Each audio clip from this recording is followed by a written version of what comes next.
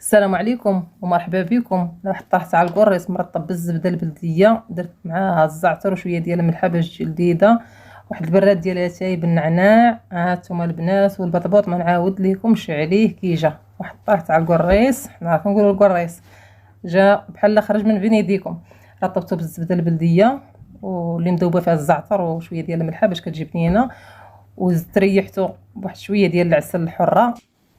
هانتوما كتشوفوا البنات، كاع ما نحتاج نشكروا لكم، راه شاكر راسو براسو. صايبت واحد الكيكه ديال الفلون كراميل، كتجي زوينه البنات، ما تقنعوش منها. دازا الفران كطيب وقلت علاش لا ما نكملهاش روتين مسائي ونوجد فيه كوتي كامل مكمول.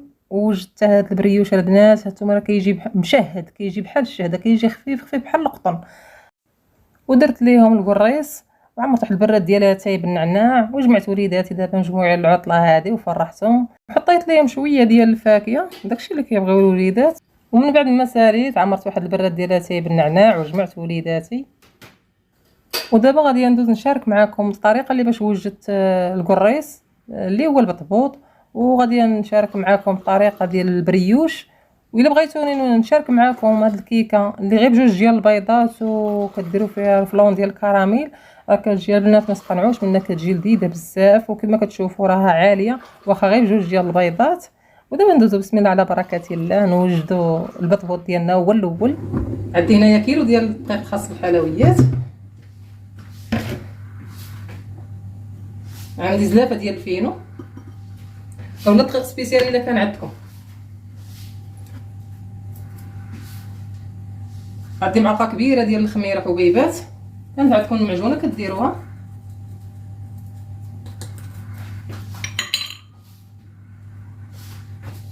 وعندي شويه ديال الزيت نباتيه، شويه غادي نخليه ندهن به العجين. وبالنسبه للملحه البنات ما غاديش نديرها دابا، غادي نخليها تخمر هي المره الاولى. الا حقاش الملحه كتعكز العجينه ما كتخليهاش تخمر دغيا. وانا غادي نعجنها غير بالماء عادي، ها الماء ديال الروبيني على حساب الماء سخون، على حساب الحال سخون. غادي نعجنها غير بالماء بارد. بسم الله. صافي البنات، بحال هكا كتحكموها بلا عجانه بلا حتى شي حاجه. مبغيتش اليوم ندير العجانه. هاد العجينه ديال الفاني وكتغلبي عليها وكتدلكيها مزيان، بالاخص ملي وليت كنديرها بحال هكايا في لافابو كنتحكم فيها احسن ما كنحطها في الطابله ديال البوطاجي. والعجينه ديال البطبوطه البنات كتكون مرخوفه باش كتجيكم مزيانه، كيجيكم البطبوط رطب ومفشفش.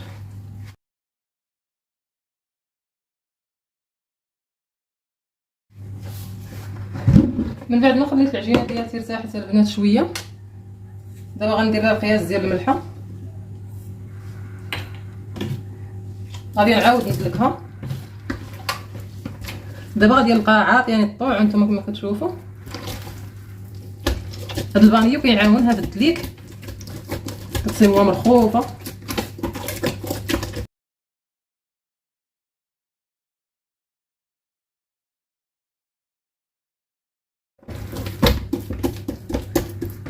صافي البنات، دابا غادي ندير عليها الزيت.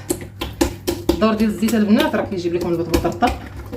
صافي دابا نخليها تكمل الخميره ديالها وندوزو للبريوش. والعجينه ديال البريوش غادي نحتاج ليها جوج ديال البيضات، ونص كاس ديال السكر سنيده، نص كاس ديال الزيت، جوج كيسان ديال الحليب، القياس ديال العنبه والكاس الكبير.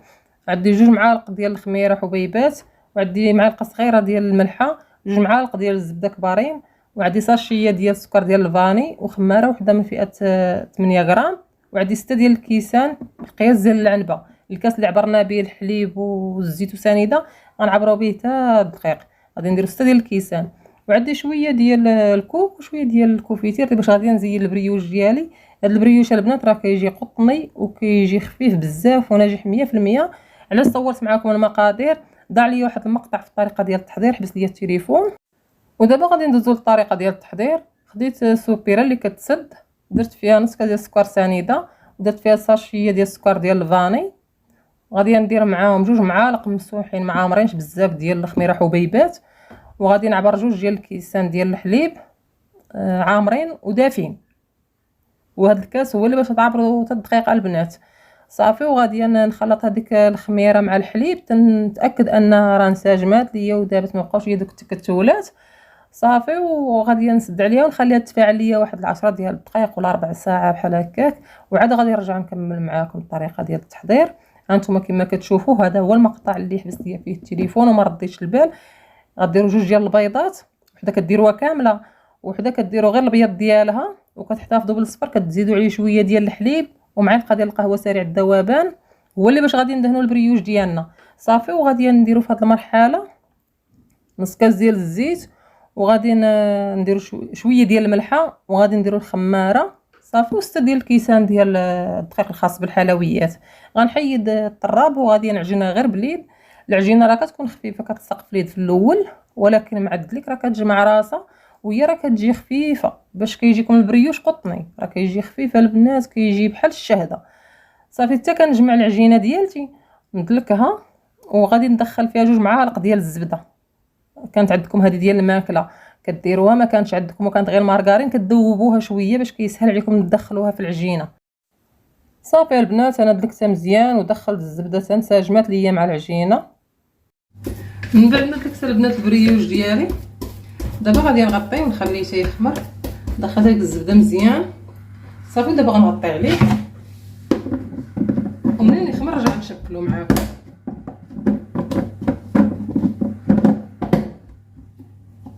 غادي ندوزو دابا باش غادي نخبزو البطبوط ديالنا. ها هو دابا خمر، نتوما كيف كتشوفوا.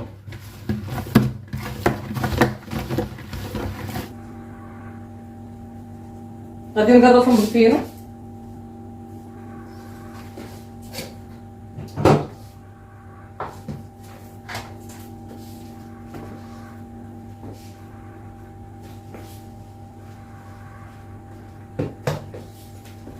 شوفوا العجينه البنات كتجي كامله دايره النبيل.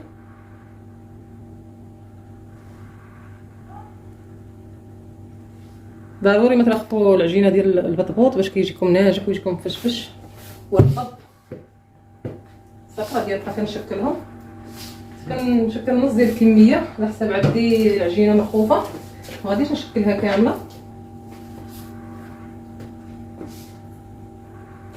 البنات راه كنقطع بالماء باش كيعاونني ما كتسقش ليا في يدي.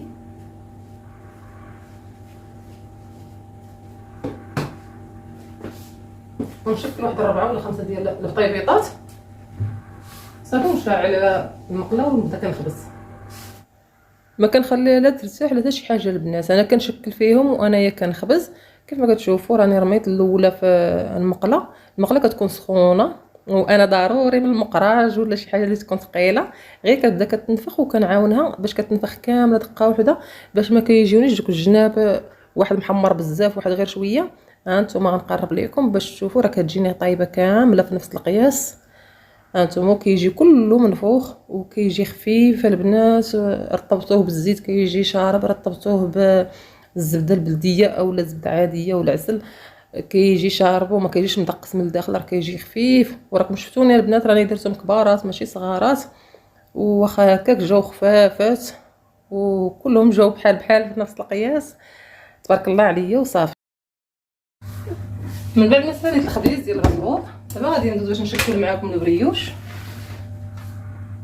كنحتاجو الزيت والشكلاط وديك البيضه اللي درنا مع القهوه سريع الذوبان، هي شويه ديال الحليب.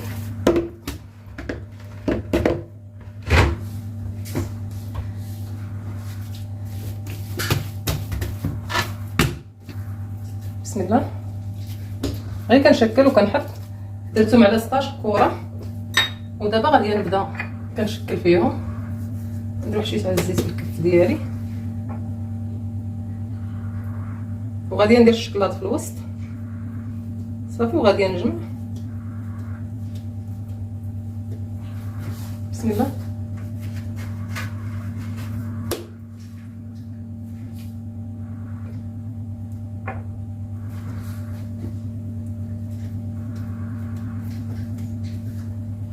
صافي البنات غادي نستمر بهذه الطريقه. كل كره كندير فيها واحد الشكلاطه من هادو ديال البتيبا، كنقسمها على جوج كنديرها في الوسط. صافي. وكنسد عليها بحال هكا، وكندير اللاطه اللي غندخل الفران. عندكم ورق الطبخ كديروا فيها ورق الطبخ، ما كتحتاجوش تدهنوها. ما كانش عندكم ورق الطبخ كدهنوها شويه تاع الزبده ولا الزيت وكترشو بالدقيق. البنات كندهن انا البريوش هو مازال فطير. صافي دابا غير غادي نكملهم وغادي ندهنهم بالصفر ديال البيض والقهوه ونخليهم كيخمروا. الا خليتو نتا خمروا عاد بديتو كتدهنوا بالصفر تاع البيض غتقدروا تقيسوهم بالشيته، والا هبطوا لكم ما غاديش يعاودوا يطلعوا وكيجيكم مطفوصات ما كيجيوش طالعين.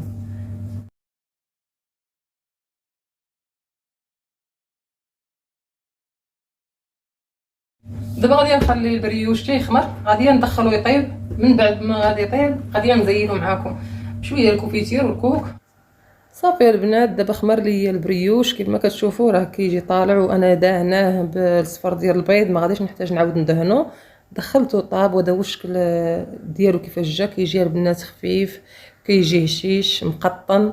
دهنته بالكوفيتير، يمكن لكم تدهنوه بالعسل. درت شويه ديال الكوك من الوجه ديالو، مزيان كيبقى اختياري.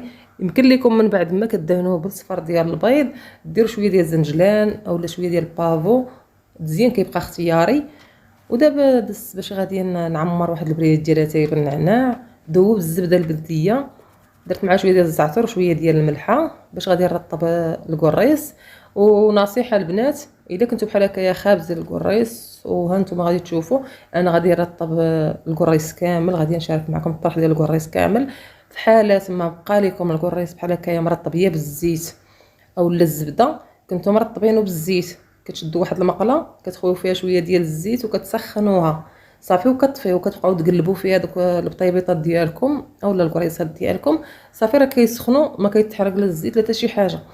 كنتو بحال هكايا مرطبينه بالزبده كتشدوا شويه تاع الزبده كتذوبوه في المقله حتى كتحيد من هذا كيحيد من داك الحليب. صافي كتولي بحال هكايا نوازيط صافي، وكتبداو تسخنوا فيها دوك الكريسات ديالكم. ما كتحتاجوش تسخنوهم ديريكت في المقله وكتعطيك الريحه ديال الفراق. هذه نصيحه كيفاش تعودوا تسخنوا البطيبيطات ديالكم اولا الكريسات. وهذا هو الشكل النهائي ديال البطبوط اللي شاركت معكم اليوم. راه كيجي البنات مفشفش رطب ما تقنعوش منه. وهذا هو البريوش، هو حطيته كامل بحال هكايا باش تشوفوا كيفاش جا من الداخل. راه كيجي كله مقطن ناجح 100%. كنتمنى تجربوه وتكتبوا لي في التعاليق كيف جاكم. وهنايا الطيبيطات اللي رطبت وهادو خليتهم بحال هكايا بثلاثه، اللي بغى يدير فريميجه والعسل اولا اللي ما بغاش الزبده. ودابا نشارك معكم ان شاء الله الرحمن الرحيم الكيكه اللي كنديرها بالفلون ديال الكراميل وجوج ديال البيضات. شوفوا البنات راني شاركت معكم البريوش كيفاش جا. ودابا غادي نشارك معكم واحد الكويز ديال اتاي بالنعناع نتقاسموا معكم. وما تنساوش تخليو لي لايك ديالكم وتشتركوا في القناه وفعلوا زر الجرس باش دائما يوصلكم الجديد. وشكرا على المشاهده ديالكم للفيديو، والى فيديو قادم ان شاء الله الرحمن الرحيم.